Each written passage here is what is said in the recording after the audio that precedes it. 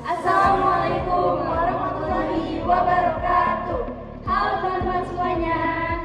Selamat pagi, kami dari Kelompok 4 kelas B akan menyampaikan penyuluhan tentang apendisitis. Namun sebelum lanjut ke materi, di sini izinkan kami memperkenalkan diri terlebih dahulu. Halo, nama saya Kaisa Syekra Wahyu dengan NIM 24059940. Nama saya Muhammad Ilham Ramadan dengan NIM 240010. Saya Wanfirana Tania dengan NIM 2408399. Saya Karina Gadri Putri dengan NIM 2402902. Saya Maria Guretti Lena Juni Kurniasi dengan NIM 2401055. Saya Mira Mariska dengan NIM 2401964. Saya Jilan Aksila Purwolio dengan NIM 2402778. Selamat menyaksikan. Assalamualaikum warahmatullahi wabarakatuh. Halo teman-teman semuanya. Selamat pagi. Perkenalkan, kami dari kelompok 4 akan menyampaikan penyuluhan kesehatan tentang apendisitis atau radang usus buntu. Nah, berdasarkan data, apendisitis merupakan salah satu penyebab kegawat daruratan yang cukup sering terjadi. Bahkan bisa berbahaya jika tidak ditangani dengan cepat.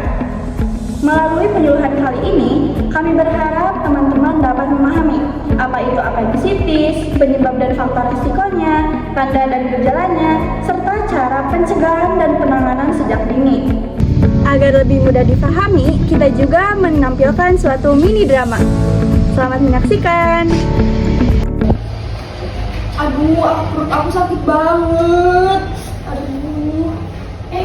Kamu kenapa, Nak? Ini Ibu, perut aku sakit yang tengahnya, terus sekarang pindah ke kanan bawah. Terus kalau jalan sakit banget, Ibu. Oh, kamu ada rasa mual enggak? Atau kamu jalan-jalan demam? Iya, Ibu. Terus sekarang juga nafsu makannya aku menurun.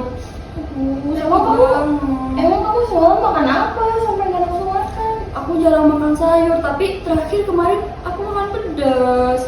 Aduh, itu bisa jadi faktor resiko itu. Jangan-jangan kamu kena usus buntu lagi. Mungkin itu mah sakit perut biasa, Ibu. Ih, jangan disepelein. Ayo kita ke rumah sakit. Iya, ayo Ibu. Ayo saya.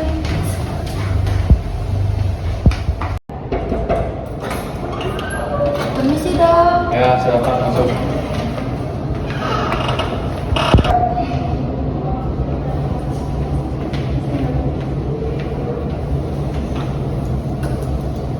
Kenapa Ibu? Ada keluhan apa ke sini? Ini Dok, kemarin tuh anak saya dulu katanya dia sakit perut, terus juga pas saya tekan itu juga terasa nyeri, katanya sempat demam juga Dok, udah 2 hari yang lalu. Iya Dok, saya sakitnya di perut kanan bagian bawah, terus kalau jalan sakit. Nah, untuk gejala sakit perut pada bagian kanan bawah ataupun disertai dengan mual, muntah ataupun demam ringan itu bisa menjadi yang pertanda apendisitis ataupun usus buntu. Terus penyebabnya itu apa ya Dok kira-kira? Penyebabnya sendiri itu bisa adanya penyebatan pada usus buntu ataupun karena ginjal ataupun ada infeksi virus. Oh, berarti aku harus dioperasi ya Ibu? Iya, nah berarti kamu harus dioperasi. Kira-kira kapan ya Dok untuk jadwal operasinya? Penanganannya lebih lanjut itu nanti saya informasikan lagi ya. Oh baik Dok, terima kasih. Enak. Dok, pamit dulu ya Dok. Makasih ya Dok buat semuanya. Pamit Dok. Permisi. Apendisitis adalah peradangan pada appendix atau usus buntu, yaitu organ kecil terletak di bagian awal usus besar. Kondisi ini biasanya terjadi karena adanya sumbatan pada saluran appendix yang kemudian menyebabkan infeksi. Penyebabnya antara lain yang pertama ada sumbatan oleh tinja atau fekalit, infeksi bakteri, serta pembesaran jaringan limfoid. Lalu selain itu ada beberapa faktor resiko seperti kurang konsumsi serat, kurang minum air putih, dan kebiasaan menahan BAB. Nah teman-teman, gejala apendisitis itu biasanya khas. Nyerinya muncul di sekitaran pusar lalu berpindah ke perut kanan bawah. Nyerinya itu semakin terasa saat bergerak, beraktivitas, lalu saat batuk, dan saat ditekan. Nah, gejala lain yang dapat muncul yaitu ada mual muntah, penurunan nafsu makan, dan perut terasa kembung. Apabila teman-teman mengalami gejala-gejala tersebut, penting untuk tidak diabaikan dan segera diperiksa. Apendisitis perlu ditangani dengan cepat untuk mencegah komplikasi seperti pecahnya usus buntu. Penanganan utama biasanya adalah tindakan operasi sesuai dengan indikasi medis. Namun sebelum itu, yang paling penting adalah segera memeriksakan diri ke fasilitas kesehatan jika muncul gejala. Penanganan pencegahan dapat dilakukan dengan mengonsumsi makanan tinggi serat, minum air putih yang cukup, tidak menahan BAB, dan menjaga kebersihan makanan. Usus buntu sesuai dengan namanya yaitu saluran usus yang ujungnya buntu.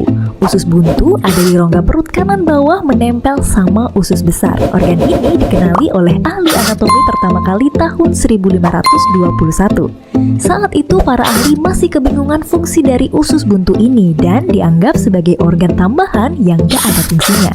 Belakangan diperkirakan fungsinya sebagai organ imunologi karena berisi kelenjar limfoid yang mengeluarkan imunoglobulin, yaitu suatu kekebalan tubuh. Yang jelas, appendix ini bisa mengalami peradangan atau infeksi yang bikin orang-orang jadi nyeri perut. Biasanya perut bagian kanan bawah akan nyeri kalau ditekan, bisa juga sampai bikin mual muntah, demam, perut kembung, hingga susah buang angin. Penyebab usus buntu meradang sebagian besar karena ada sumbatan di usus buntu. Sumbatan ini bisa disebabkan tinja yang keras, jadi orang yang sering sembelit berisiko nih buat mengalami radang usus buntu. Sumbatan bisa juga karena infeksi cacing, tumor, dan pembesaran limfoid. Ketika usus buntu tersumbat, bakteri bisa berkembang berlebihan sampai bikin si usus buntu membengkak dan bernanah. Kalau nggak segera ditangani, lama-kelamaan usus buntu yang bengkak bisa pecah dan infeksinya jadi makin menyebar ke seluruh rongga perut. Penanganan usus buntu yang utama adalah dengan cara operasi. Pada beberapa kondisi yang belum parah, bisa ditangani hanya dengan pemberian obat antibiotik. Tapi sekitar 40% radang usus buntu akan kambuh lagi kalau nggak dioperasi. Lalu, apa benar sering makan makanan pedas atau menelan biji buah yang sulit dicerna bisa bikin radang usus buntu juga?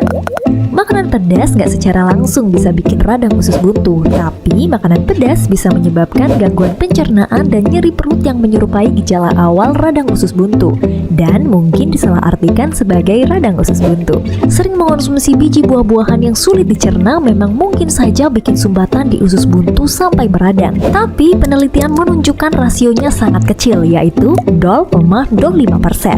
Sebagian besar radang usus buntu disebabkan karena penyumbatan oleh tinja yang keras dan pembesaran limfoid, bukan karena makanan pedas atau menelan biji buah. Nah, ini ada beberapa cara biar terhindar dari radang usus buntu.